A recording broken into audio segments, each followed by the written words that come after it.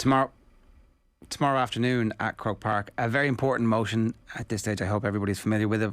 Proposal A and Proposal B will be voted on to either radically alter the future of the Gaelic Football Championship, or will be left with the status quo and the potential for who knows what in the aftermath of that. I'm delighted to say Jason Sherlock is with us to give us his thoughts on what promises to be a very interesting and one way or another fairly monumental occasion. Jason, good afternoon to you. How are you? I'm good, Ger. How are you? I'm good. I kind of sometimes stop and wonder about where my life has taken me to, that we've invested so much time, literally hundreds of hours, talking about Congress. This is the first time we've been in this exercise in a long period of time. What's your views on the various options that are before delegates this weekend?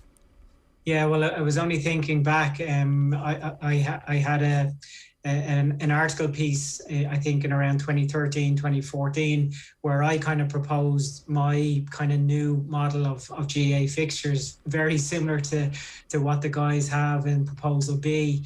And again, I suppose the reason why I thought like that then and why I think like that now hasn't changed. I think we all love the game, whatever perspective we're coming with, and we want to do what's best for the game, not for the present, but probably more for the future. And I think there's elements from the perspectives that I picked up as a player, as a coach, and probably more important as a kid growing up, that I feel we could do better to serve our current players and our current competitions. So I suppose it's disappointing that we're 8 years gone since then, but I suppose the positive is it looks like the GAA are really looking to embrace positive change, and hopefully that is the case when it goes to vote tomorrow. Yeah, so the players have come out through the GPA and said they're in favour of Proposal B. The current president said he's in favour of it. The most recent president, John Horan, who set up the group that did the investigation into what proposals we should have. A couple of key members of the committee are in favour of it. Loads of counties are in favour of it, and yet it hangs by a knife edge at the moment. I think if you were making a book on this, you'd make a slight favour, because all it has to do is get to 41% and Proposal B will fall. Talk to me though, you said there as a kid you learned stuff about the GAA that sticks with you to this day, and that makes you think that this Proposal B would be better. What's that about? Is it about the number of games? What is it? Yeah, well, like if I go backwards, so my most recent engagement with Gaelic football has been as part of the Dublin backroom team, and it was obviously a privilege to be part of such a high performing unit. And those guys, when they play games typically in Croke Park, I know there were occasions when we got out of Croke Park, that was great from a performance perspective, but I suppose there was part of me like the proud parents that wanted to show these guys off and bring them around the country, and anytime we went to play kind of games outside Croke Park, or if we had a training camp around Ireland, you know, these guys had such a strong connection. They were so influential, particularly with the younger generation, and I think that's so important. So and unfortunately, as intercounty management teams and players, you have your priority to play the games wherever they are, but there's an opportunity obviously to see games kind of more nationalised, which I think will help from a coaching perspective. As a player, I played with a Dublin team that had very little success from an All-Ireland perspective. We won one out of the 14 years that I played, but I played in an era where Leinster Championship games were like you had to be at those games. We played in front of 82,000 people, and that was because the games were so competitive at that time. And I think that's again something we need to try to aspire to. But to your point, as a kid, I suppose that's where it started for me. I grew up, my uncles Brian and Eddie used to bring me to Dublin League matches, to Croke Park to watch games. But also then when my uncle Eddie moved down to Cork and joined the local hurling club Ballyhay, he used to bring me with the lads to Turles to watch Cork play, and I'd be looking at the likes of Tony O'Sullivan, Kevin Hennessy. We'd be looking at Shawnee Gorman, that was from the local parish, and again they were my role models. I wanted to aspire to play for my county because of that, and I think that's really important when we look at the future of our games, that we ensure that the younger generation see playing for their county as a privilege. And I suppose at the moment there's a balance with playing for your county. There's so many examples and stories about kind of young men in their prime not willing to sacrifice the time to play with their county, because it's a decision, it's a balance in terms of what else is going on in their world. Whereas I grew up where I felt that Dublin, playing for Dublin or represent my county, was a privilege, and we really want to instill that in all the younger generation. And that shouldn't be dependent on success. It should be enough, an acknowledgement enough to be representing your county. And I think this is an opportunity to provide the competition, to provide an opportunity for our players to be at their best and to demonstrate themselves in the best way that potentially can influence the next generation. What's your take on how the debate has happened? It feels like maybe we've done a bad job of explaining the potential benefits of Proposal B to that group of players in particular. Like, this isn't actually just about getting the best teams playing against each other. It's more about getting the teams in Divisions 3 and 4, about getting them the opportunity to play a minimum of 7 games against a similar standard of opposition, where if you get humiliated, it's because you didn't put the work in. It's not because you're against a team who is 15, 20 points better than you all the time and forever. Maybe we've done a bad job at bringing people along and saying this could be remarkable. Yeah, well, I think the pandemic, obviously, it's brought a lot of challenges, but I think true chaos brings opportunity. I think what's come out of this situation from a GA perspective is the defined season, and it kind of progressed that conversation that's been going on, and I'm sure we would have got to a natural end, but you can certainly see line of sight of a defined season for a county player and a club player, which I think is an absolute positive.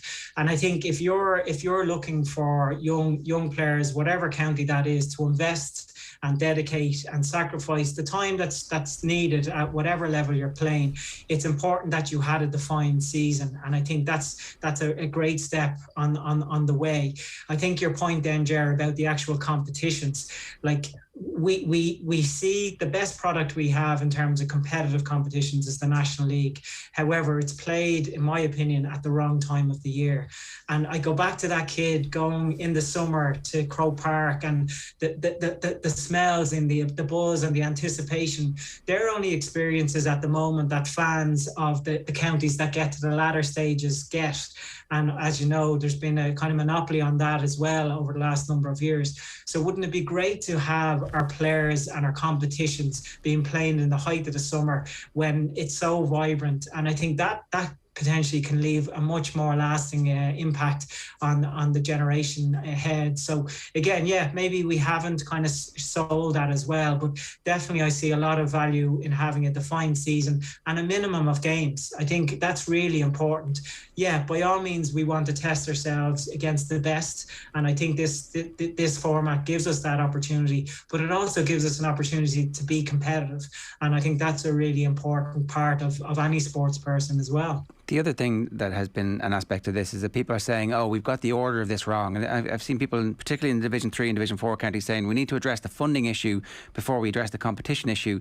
My point on that would be that if we don't actually understand where the deficits in funding are affecting the Divisions 3 and Division 4 teams, if you need more money on strength and conditioning or nutrition or whatever it is, if it's physiotherapy, let's establish over the course of the season where those deficits are in a defined season and learn the lessons from that.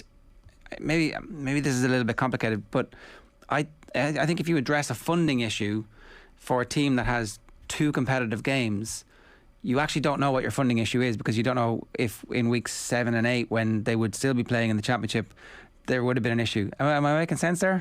Yeah, well, so my interpretation of that is, like, if we do what we always do, we'll get what we always got. And as we can see, the trend in terms of the competitive nature of our championships, it's getting further and further removed from the top of the ladder to the lower levels. So that is going to continue to grow, and that gap is going to continue to get bigger if we continue to do what we do. If you take it at the moment, the more successful you are, the longer you go into the season. The less successful you are, the sooner your season is over. So therefore, the gap is bigger when you start the next year. So the logic will dictate that the funding gap or the resources gap is going to continue to get bigger and bigger. And to your point, if we have a defined season where everyone is playing to the same period of time, at least then at the end of the season, we can understand and assess where the challenges are. I think, like, again, I attended a conference. It's a good few years ago now. The chief marketing officer of the NFL. I know you're a big American football fan, but I remember him talking at a conference in GA headquarters, and he said their vision, their goal is that every supporter of any club, any team, every Sunday they rock up and they think their team has a chance of winning. Now, the reality of GA, because of the kind of the county bias, that's always going to be a challenge to have teams of equal levels playing against each other. But we can certainly assist in terms of the competitions and how competitive they are. And a lot of that is what's in these proposals, is to bring teams that are competitive in context of themselves to be competitive, and there they can improve, and we'll be able to measure that improvement over the years. And you can change the culture of teams, and bad cultures get exposed really quickly, because you see a county that hasn't been able to get its best players playing, you see a county where the coaching is failing, and then at that point the county has responsibility to fix it itself. It can't just say, oh well, sure, look, no one wanted to play for us this year because we drew the Dubs in the first round and we knew we were going to get hockeyed. I think that this is like a big moment of opportunity for the GA. My concern is that if it's not grasped, what are we left with? And there's certainly a push in the provincial councils to get a provincial round robin as the future starting point for all championships. What would that result in, do you think? Yeah, well, I think, as I said, like this debate, and obviously full credit to you guys to kind of continue this debate and give it a fair hearing from both sides. I think, like, people are coming with a lot of care for our games, but they're coming with different perspectives. And as I said, I can only come from the perspective I have, which is a fan, a young kid that wanted to play for my county, a player that was lucky enough to represent my county, and then to go on and be involved in a management team. Obviously, from an administration point of view, we can hold our head high against any sport globally in terms of the actual product and the fixtures and stuff like that. So there is obviously, like, people are coming with a care from their perspective. But I suppose the question I would ask for the people that are not kind of on board with this proposal is to kind of look outside their own perspective and kind of really think about, can we make an impact that's far greater than the present, that it's going into the future and continuing to sustain, I suppose, the popularity and the growth of our games. And I think that's in a crux what this opportunity is. Things don't happen very quickly in the GA, and potentially rightly so, but this is a real opportunity to strike and really kind of generate a kind of an added dimension to what our inter-county football season looks like.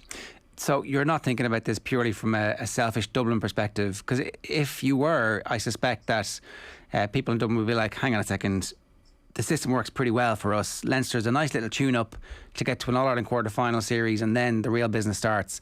But you and Declan Darcy have both come out this week and said you think Plan B is the right thing to do. Why is that? Well, like you mentioned the word about bad cultures and that, and I suppose the challenge with GA, in my opinion, is there's so much built up about being successful, and it's all about winning. And there is a part about playing sport to win. I absolutely get that. But there's also the journey to get to the performance. That's a really important part. And as I said, yeah, you could say that, like, it's all right for me because I've been involved with a successful team. I played for 15 years and for 14 of those years, it ended in defeat. And I suppose I look back on that time now fondly because of the journey I had and the person it helped me be. And I think it's really important to understand that representing your county shouldn't be about the medals you have at the end. It should be about the journey, the experience, and the contribution that you can make. And that's regardless of whether you're with Dublin or a county that's playing in Division 3 or Division 4. You have a really important part to continue that connection of GAA in your county and nationally. And I suppose I would be passionate about that.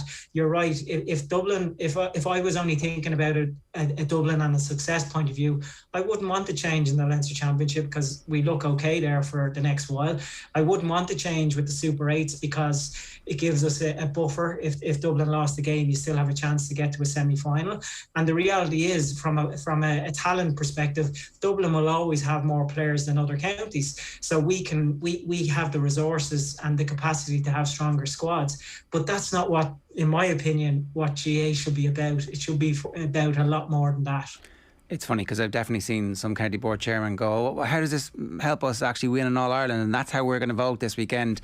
And that's kind of infuriating because ultimately, if that's all anybody's interested in, fair enough. But then that's not actually the core of what the organisation was set up to do, which was to help spread the gospel of the game. Anyway, look, no need for us to go down that rabbit hole too much. Our magic wall, the latest state of play that we have as it stands at the moment, Will O'Callaghan has been putting this together. There's a green line that goes all the way from Cork up to Louth and we think down, although we're kind of a bit dubious about that. And Mayo and Galway have come out. Connacht feels are trending towards a no, and we expect the Ulster counties will largely, with the exception of Down, end up being no as well. So it's on a knife edge at the moment, Jason. I've never been as interested in something in Congress and the makeup of the votes and the perception of the democracy of the whole thing in my life. And again, as I said at the start, I question where my life has led me to this point. But what's your instinct about what's going to happen? Who knows? And maybe that's the challenge, Ger, that we obviously see it from our perspective, and maybe we haven't factored in the other side enough, and maybe there hasn't been enough collaboration, because ultimately, as you say, it won't be players in the room that are voting on this tomorrow.